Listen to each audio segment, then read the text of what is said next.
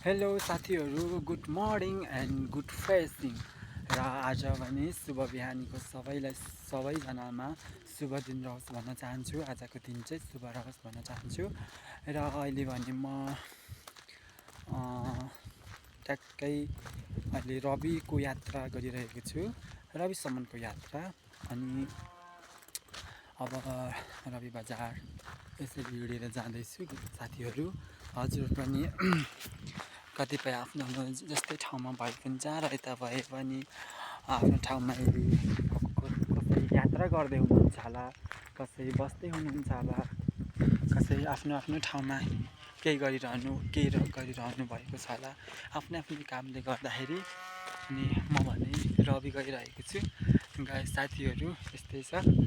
एकदमै आजको मौसम पनि सफा छ, स्वच्छ, एकदमै शान्त वातावरण छ है।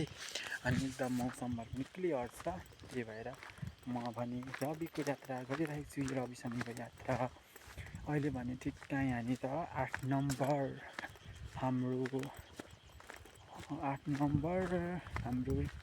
यहाँ अनिल भतिजको घर अलिकति यतावारी आइसकेको छु होइन। अनि अब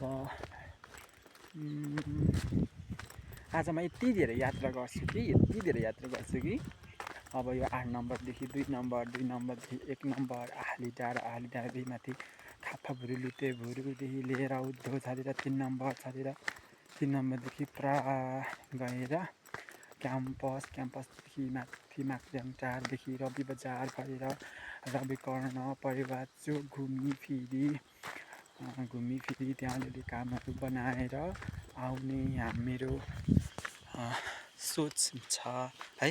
अनि आजको एकदमै राम्रो सोच विचार होइन, मान्छेले त्यो आधा मात्र होइन, मैले आज चाहिँ एकदम मैले सोचेको कामहरू सबै पुरा गरेर आउने नै छु भन्दै अहिलेलाई भने म यस हाम्रो केही हिँडिरहेको अवस्थाको केही झलकहरू अघि भनाइ राखिसकेको छु। अब भने यो भनाइलाई यहाँ स्थगित गर्न चाहन्छु। फेरि यस्तै भनाइहरू लिएर आउने नै छु। हस् त साथीहरू, सबैजनाले माया साथ सपोर्ट दिनुहोला है। हजुरको आशीर्वाद एकदम खाँचो छ। बुढो पनि भइसकियो तर बुढो चाहिँ मन चाहिँ बुढो भएको छैन, उमेर चाहिँ बुढो भइसक्यो है। सबैजनालाई ह्याप्पी डे, गुड डे भन्न चाहन्छु। आजको दिन शुभ रहोस्। Thank you.